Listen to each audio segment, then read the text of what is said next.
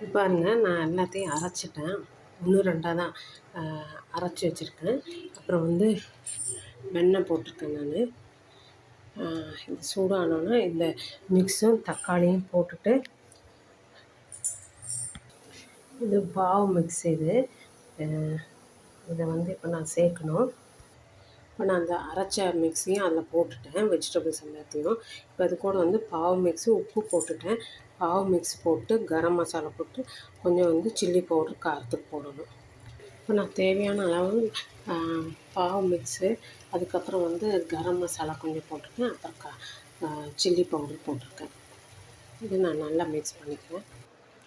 Pav Baji ready ஆயிடுச்சு. அது கூட தொட்டுக்கிறதுக்கு வந்து பாவும் ரெடியாக இருக்குது. டோஸ்ட் பண்ணி வச்சுருக்கேன். நீங்கள் உங்கள் குழந்தைங்களுக்கு செஞ்சு தரலாம் டின்னருக்கு.